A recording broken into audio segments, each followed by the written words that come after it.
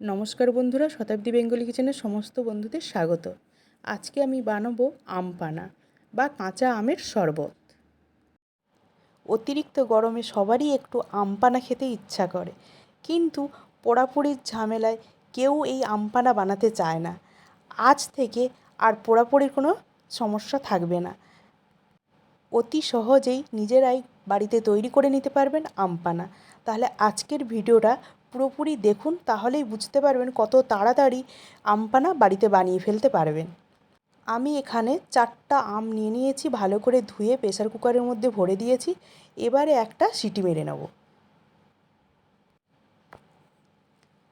Just একটা city পড়ে গেল। এবার আমি প্রেসার কুকারটা ঠান্ডা করে খুলে নিচ্ছি। আমটা খুব সুন্দরভাবে সেদ্ধ হয়ে গেছে। এবারে আমি একটা পাত্রের মধ্যে ঢেলে নিচ্ছি। আমটা ঠান্ডা করার জন্য পাশে রেখে দিলাম। এখন আমি কিছুটা পুদিনা পাতা নিয়ে বেটে নেব। আপনারা শিলনোড়াতে বাটতে পারেন, আমি এখানে মিক্সার গ্রাইন্ডারের মধ্যে দিয়ে বেটে নিচ্ছি। পুদিনা পাতাটাকে খুব মিহিভাবে পেস্ট বানিয়ে নিতে হবে। তো এদিকে আমগুলো ঠান্ডা হয়ে গেছে। এবারে আমের চোকলাটা আমি বাদ দিয়ে দেব, দিয়ে ভালো করে আমের পাল্পটা বের করে নেব।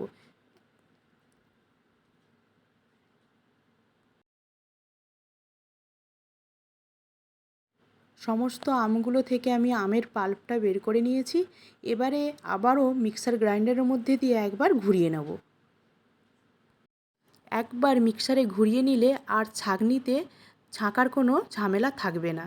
এখন আমি অ্যাড করে দিয়েছি পরিমাণ মতন বিট লবণ, আর দিয়ে দিলাম পুদিনা পাতার বাটা। তার সাথে দিয়ে দিচ্ছি 2 প্যাকেট জলজিরা।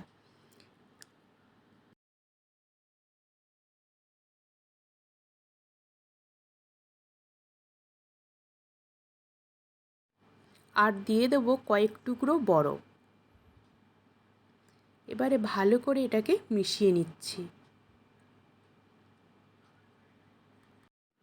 আমি এখানে 2 চামচ মতো চিনি অ্যাড করছি। আপনারা যদি পছন্দ করেন তাহলে চিনিটা দেবেন, না হলে দেওয়ার দরকার নেই। আর দিয়ে দেব মিডিয়াম সাইজের একটি পাতিলেবু। এখন সমস্ত উপকরণগুলো একসাথে মিশিয়ে নিচ্ছি। একেবারেই আম পানা রেডি। আমি একটা গ্লাসের মধ্যে সার্ভ করে দিচ্ছি।